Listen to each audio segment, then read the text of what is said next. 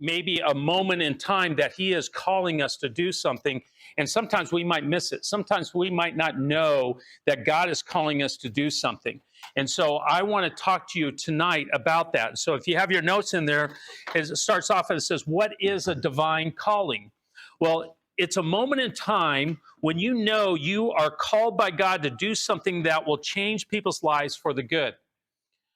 I remember when I was a junior high youth pastor in Yucaipa.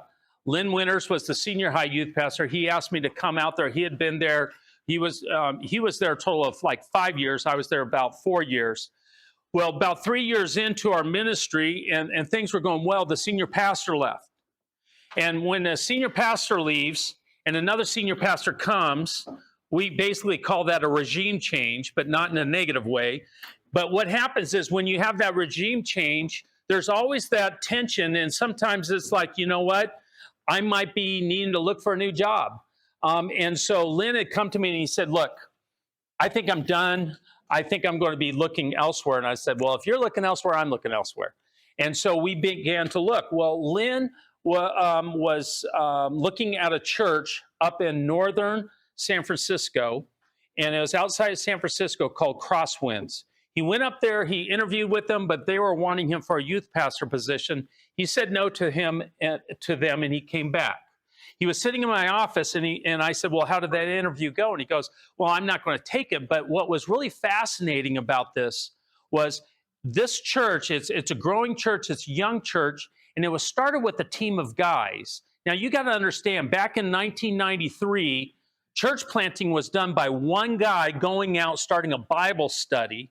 And sometimes he'd call up churches in the areas and say, hey, can you help phone call people and just say, hey, there's a new church starting up. You want to help out? That's the way it was done. And we're going, not interested. There's no way we're doing that. But when he said this was a team of guys that they all raised support like missionaries, and they went out as a team to start a church, that was exciting to me. And he no longer said that. And I looked at him and I said, let's go plant a church. And he looked at me and goes, really? And I said, yeah. You want to be a senior pastor? You be a senior pastor. I'll be an exec. Let's go find a youth pastor. Let's get this thing done. Let's do it.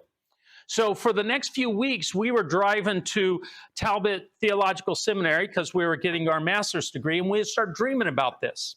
And the whole time I'm like, yeah, we got to do this. We got to do this. Well, Lynn turned around and was like, look, we got to stop talking about this because we still have jobs at this church. We're starting to think this way. We got to take a break. We really got to pray about it. We got to know, is this really a calling of God? And he said, so 2 weeks, let's not talk about it.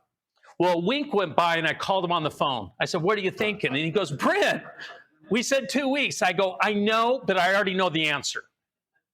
And he goes, yeah, I think I know the answer too. So then I had to turn around and tell my wife. Now, my wife was a school teacher in Yucaipa, and I went to her and I said, hon, I think we're going to be leaving. We're going to go plant a church. And she goes, oh, where are we planting this church? We don't know yet. How much money are we going to make? I have no idea. Now, those are two really confident answers to a wife that really is motivated by security that I didn't have an answer for. And tears started coming down her eyes. And she realized that there was no getting out of this. This is what we were doing. Because I knew God was calling us to do that. That was a divine calling by God on our lives. And I want you to know, guys, you will have those at times in your life. It might not be planting a church, but it could be something else. And I don't want you to miss it. And so in this two-part message that I'm going to give, I'm going to point out some things to you that I want you to think through and go, you know what, maybe this is a calling of God that is on my life. So first thing here is ways that God may call you to a divine purpose. One of them is this, by revelation. A divine calling can be through revelation, such as dreams and visions. Noah was called by God to build something that had never been built. I don't know how God spoke to Noah. I don't think it was through a burning bush. I don't think it was even audible. I believe it probably was through an actual dream. I don't know about you, but there's been dreams in my life that I wake up and my heart is racing because I felt like it was actually real. It actually happened.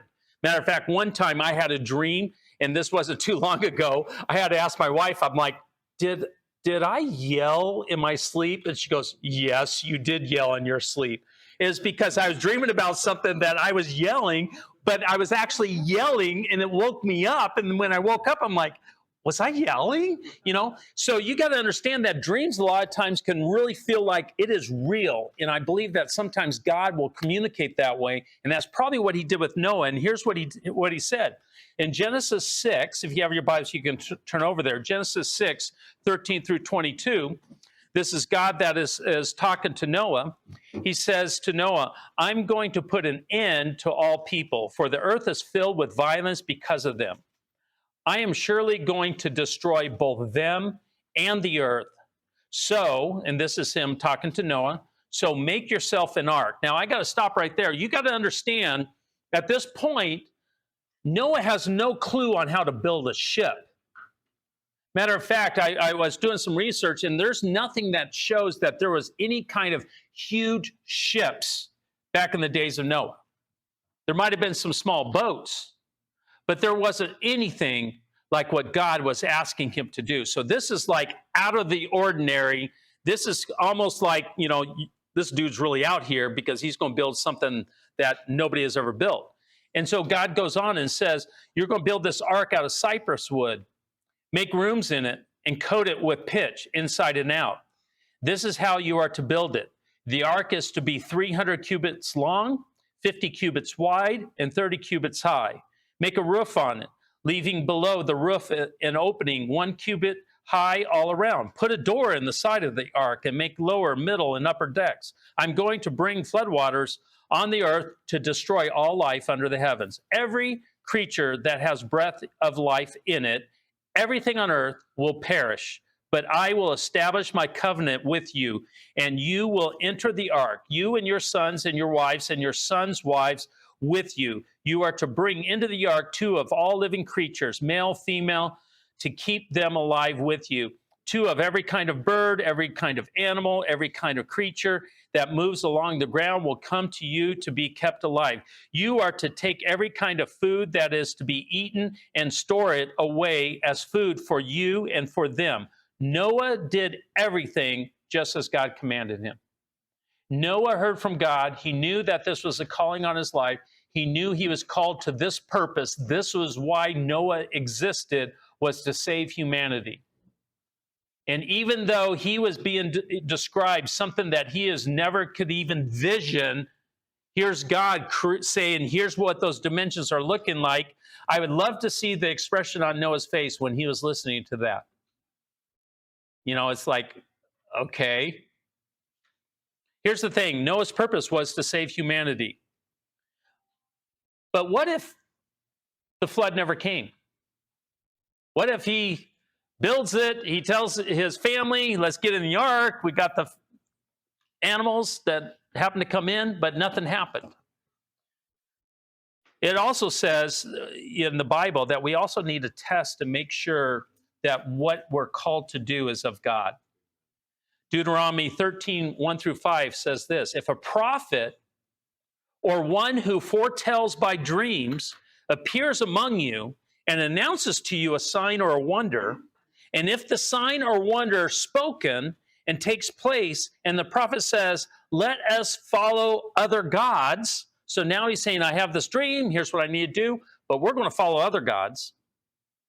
Gods you have not yet known, and let us worship them. It says, you must not listen to the words of that prophet or dreamer. The Lord your God is testing you to find out whether you love him with all your heart and with all your soul. It is the Lord your God you must follow, and him you must revere. Keep his commandments and obey him. Serve him and hold fast to him. That prophet or dreamer must be put to death for inciting rebellion against the Lord your God, who brought you up out of Egypt and redeemed you from the land of slavery. That prophet or dreamer tried to turn you from the way of the Lord your God commanded you to follow. You must purge the evil from among you. Guys, if you feel like you have a vision or dream, it is really crucial and important that you test this and make sure that this is of God. If you come to me and say, I have a dream and a vision of starting a new business, and I say, what is that business?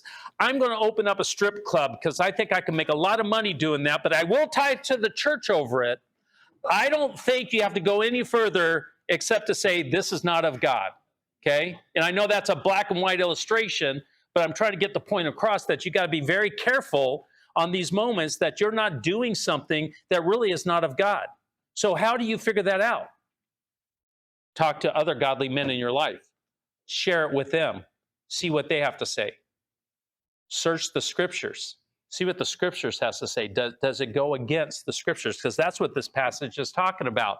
That here's a guy that was a dreamer, and he's like, hey, I got this dream, this vision. Okay, what's going on? Let's go worship these other gods. They go worship the other gods and go, That's not of God. Satan can throw dreams in your mind too. Okay? Satan can make things happen in the future too. He could sit there and say, hey, here, I have this vision that I'm going to go out and I'm going to turn left on Alma School and I'm going to get hit by a car. It can happen. Satan can make that happen. Okay? And so you got to understand, you got to test and make sure that what is being called by you is of God. All right? That's really important. Next one. Gifts and talents are pointers to divine calling of God upon our lives. Aaron's gift was speaking, and he was called by God to communicate what Moses wanted to be said to the people of Israel. You could turn over to Exodus chapter 3 and chapter 4. I'm going to point out a few things in there. In Exodus chapter 3, verse 10, this is God talking to Moses, and he's sharing with him that you're going to go free my people out of Egypt. And he says, so now go, I am sending you to Pharaoh to bring my people, the Israelites, out of Egypt. So Moses' call, his purpose was to free the Israelites out of Egypt. But you get to Exodus 4, 13 through 17, the conversation continues, and Moses says to the Lord, pardon your servant, Lord. I have never been eloquent, neither in the past nor since you have spoken to your servant. I am slow of speech and tongue. The Lord said to him, who gave you human beings their mouths? Who makes them deaf or mute? Who gives them sight or makes them blind? Is it not I, the Lord? Now go, I will keep you, I will help you speak and will teach you what to say. So he's saying, look, you got it in you. I've already called you to do this. Don't be reluctant in it. I'll take care of you. You would think it would stop there, but it didn't. But Moses said, pardon your servant, Lord. Please send someone else. Now on this, God was really understanding. Actually, he wasn't. Verse 14. Then the Lord's anger burned against Moses. And he said, almost like, I'm kind of picturing God like a big, huge sigh. What about your brother, Aaron, the Levite? I know he can speak well. Okay, so there's that, that giftedness. He is already on his way to meet you, and he will be glad to see you. You shall speak to him and put words in his mouth, and I will help both of you speak with and will teach you what to do. He will speak to the people for you, and it will be as if he were your mouth and as if you were God to him. But take the staff in your hands so you can perform the signs with it. Guys, Aaron had a gift. God saw that gift. Even Moses saw it because Moses was reluctant to go. And here comes Aaron. He had no idea what he was getting himself into. Hey, I need you. You're a pretty sharp speaker. You're very confident. I need you to be my mouthpiece because we got to go to Egypt. We got to free all these people. I'm sure at first Aaron's like, huh? What? Our gifts and talents are not primarily for our benefit, but for those around us. It's really important that we understand this, that God has given you guys a skill set. And each skill set in here is going to be unique to somebody else. And you've heard me say this before, but that skill set was not given to you just so that you could make money, so that you could take care of your family financially. That skill set was there for you to help other people, for you to bless other people in the name of the Lord. It's for you to help out in a local church. and to use your skill set, the one that God has given you, to bring glory to him. Romans 12 talks about this. This is Paul talking, and he's writing this. And in verses 3 through 8, it says, "For by the grace given me, I say to every one of you, do not think of yourself more highly than you ought." So he's already sitting there saying, look, some of you have some amazing gifts, but don't be patting yourself on the back, okay? You basically need to understand how these gifts work, but rather think of yourself with sober judgment in accordance with the faith God has distributed to each of you. For just as each of us has one body with many members, and these members do not all have the same function, so in Christ we, though many, form one body, and each member belongs to all the others. We have different gifts according to the grace given to each of us. If your gift is prophesying, then prophesy in accordance with your faith. If it is serving, then serve. If it is teaching, then teach. If it is encouraging, then give encouragement. If it is giving, then give generously. If it is to lead, do it diligently. If it is to show mercy, do it cheerfully. Guys, he's saying here, we got to be careful that, yes, just like Lynn might be our communicator on stage and leader of this church, it does not make him any more important than anybody else in the church. Now, we might think so, but in God's eyes, it's like, no. It's all part of the body. And every part of the body is important. And if the body is functioning properly together, you have an amazing body going on there. But even if one piece of the body, maybe it's a piece that you don't really like that much, is eliminated, you might find out that the body doesn't function the way that you want it to function. When I was growing up, I had a friend, his name was Donald Van Loon. His dad's name was Jack Van Loon, and he was in the military. When he was in the military, he jumped off of a truck. And when he jumped off of this truck, they were doing some kind of training. The truck rolled over his foot. He didn't check it right away, but he got back to his barracks. And when he got back, he pulled his boot off of his foot because it was really hurting, and his boot was just full of blood. He knew something bad had happened, so he had to go to the medical staff, and they looked at it. They had to amputate his big toe. You'd think, oh, it's no big deal. It's a big toe. It kind of stinks at times. It gets that toe jam in there. Okay, he doesn't have a big toe anymore. Oh, no. He had to go through therapy and training just to figure out how to balance all over again. If you don't have your big toes, you can't balance. Your big toes helps you balance yourself. And until you lose them, you don't know how important those big toes are. Okay? And that's what he's talking about here in Romans about the body is it's really important that we understand, even though it might be somebody that's just a greeter out there, or it might be somebody that's just running PowerPoint on something. It's all part of the body. And if we're all functioning the way that we're supposed to with our gifts that God has given us, we're bringing honor and glory to God. You might not see it, but you're bringing honor and glory to God when you're using your gifts the way that God has given them to you. Okay? Benjamin Franklin, he was a really gifted guy, and you can read stories about Benjamin Franklin's life. He was one of the founding fathers of this country. But one of the things that he discovered, he didn't invent, of course, he discovered electricity. And you guys know the story from probably when you were in kindergarten or whatever, where this dude's flying a kite with a key on it, and he gets zapped and he figures out, oh, wow, this is electricity. But here's what you might not know. He also invented, because he realized electricity and was understanding electricity, he invented what's called a lightning rod. See, what he figured out was this, that these small towns and communities, when a lightning storm would come, it would hit the tallest building in town and it would catch fire and burn. Well, what normally would be the tallest building in town? The church, the steeple. And so what would happen is the lightning storm would come, lightning would hit one of the steeples, it would catch fire and burn down the church. So here he is wanting to help out churches, and so he invented his lightning rod because he realized that just like lightning from the air, this electricity that comes down and wants to come into the ground, he realized if you put a lightning rod on the building and you take a wire that goes all the way to the ground, when lightning hits, it's going to divert it instead of into the building, it'll go right into the ground. Hence the word grounding something, right?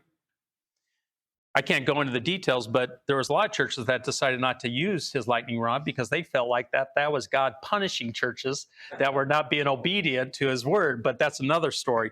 But anyways, here it was. He used his skill set and stuff not to get rich, but he was using his skill set. He figured something out to help churches or help structures not catch fire. Okay, that was a gift that God gave to him. We have a guy, he comes on he comes on Thursday mornings. His name is Craig Borger. You probably heard me talk about him with the car care clinic. Craig, I've known Craig for almost 20 some years when we planted Cornerstone. And Craig has an amazing skill set. See, Craig owns an engineering company. That's what he is by trade. He's an engineer. He's a really smart guy. But here's what you might not know about him. Greg is also really smart when it comes to understanding cars. Matter of fact, I came to him a while back and I said, "Hey, Greg, I just want to let you know I had to put a new motor in my Suburban." He goes, "Oh, really?" I'm like, "Yeah." He goes, "What year was the Suburban?" I said, "It's a 2007." He goes, "Oh, is that the one with the engine where it's an 8-cylinder, but then when you're going down the road, 4 of the cylinders will turn off for gas savings?" I'm like, "Yeah, that's the one." He goes, "Oh yeah, that's a design flaw, and they don't do that anymore because they're finding that the heads will crack over time, they'll heat up and stuff like that." I'm like, "Well, that would have been nice to know." He goes, "Well, you could fix that because there's this one little thing that we can put in there. It's like this chip that will program it, and it'll change it to where those cylinders will never shut off anymore if you want to do that." I never did that, but he was telling me about this. And I'm looking at him like, "You're an engineer and you know this much about cars." Well, his skill set, he realized, hey, I want to bless others with my knowledge of cars. And so he started way back before I was the men's pastor here. He started the car care clinic. And he's like, I want to bless widows and I want to bless single moms. And I want to use my knowledge to help them with their vehicles because they don't know, besides putting gas in the car and turning the key and driving, they don't know much about their vehicles. And so he's taken his gifts and he's used them and applied them someplace besides what he does for a living to bless others. And that's what we're talking about, that sometimes it will be those gifts that you have, those skill sets that you have, that even other people see in you that they would go, you know what, this is what you should be doing. Lastly, maybe you are always asked to lead or to help in a particular role. People may see something in you that you don't see. It may be that you have a calling to the role, even if you don't know how to do that role very well. See, an example in the Bible is Gideon. You guys probably know the story of Gideon. Gideon was called by God to be a commander of an army. He was not experienced, but God had given him the temperament to lead. He just didn't know it yet. And in Judges 6, verses 11 and 12, here's what it says. The angel of the Lord came and sat down under the oak in Ophrah that belonged to Joash, the big word. I slander that word all the time, where his son Gideon was threshing wheat in a winepress to keep it from the Midianites. When the angel of the Lord appeared to Gideon, he said, "The Lord is with you, mighty warrior." Already identified him as a mighty warrior. Gideon didn't feel like a mighty warrior because in this story it's saying he's threshing wheat, not where you should be threshing wheat. He's threshing wheat where you shouldn't be threshing wheat, which is in a wine press. You don't thresh wheat in a wine press, or it would be called a threshing wheat press. It is a wine press so that you can press wine, but he wasn't pressing wine in it. He was threshing wheat because he didn't want to be seen by the Midianites. He wanted to hide from them. He was fearful of them. And what he would do is he would take the wheat and he'd throw it up. And when it finally would get in the air, the chaff would blow away and then the seed would fall down. That's how you thresh wheat. You just keep doing that over and over again. He didn't want to do it where everybody could see him because he'd draw attention and he's afraid he might get killed or something by the Midianites. And here the angel comes and calls him a mighty warrior. See, he didn't know what was inside of him. And it was God that called him out and said, "You're going to be the commander of an army." And it started out as a huge army, and it kept dwindling down to only a few hundred men because God wanted to make sure Gideon understood those skill sets that you have right now, don't pat yourself on the back. This battle that's going to be won, don't pat yourself on the back. This is my battle that will be won. I'm giving you the opportunity to lead them and experience my glory by doing this.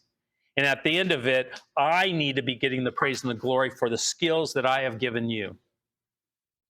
And that's why it is so important that we understand these skill sets that we have, this giftedness. And sometimes we don't understand it. We don't know we have it. Other people might come up to you and say, have you ever thought of doing this? Have you ever thought about this would be something that I think would fit you really well? Like I said, I've been the men's pastor here for about 8 years, and I've had quite a few assistants here. When I first got here, Ron Johnston was here, and he was doing some other things as well as men's. And I said, well, I want a guy that would just do men's. And so we brought on one guy. And then after a while, that didn't work out. And then we had Adam Gonzalez. Ron Johnson came back. And then we had Tim Russ here. And Tim Russ was great. He was a retired military guy. But he just really, he did the work, but I could tell in his heart this was not his passion. So when he finally said, hey, we're moving on. We're moving out by Eastmark, and we're going to find a church closer. I said, I get it, Tim. That's great. And I'm like, I have no idea who I should get. Well, I had a few guys come up, and I don't remember who it was, and I said, hey, have you considered Rod? I'm like, Rod Badgley? It's like, yeah, have you considered him? I'm like, I didn't really think about that. So I went over and I said, hey, Rod, would you be interested in this job? And right away, he's like, yeah, I would. And I got to tell you, that was the best decision I ever made, because you guys have all had some kind of connection with Rod. This is something that he just loves it. This is his wheelhouse. This is his skill set, even though for many years he worked for a train company, and that's what he did for a living. But I think if you were to talk to him now, he would probably say, I feel more fulfilled today than I ever did working for this train company, because now I'm making a difference in men's lives doing this job. Amen. And that's what we're talking about when it comes to that divine calling in your life. It doesn't mean that you have to leave your job. It just means find something that you feel like you're making an impact in people's lives for the glory of God. So I finish with this. Put this statement at the bottom. God doesn't call the qualified. He qualifies the called. God does not call the equipped. He equips the called.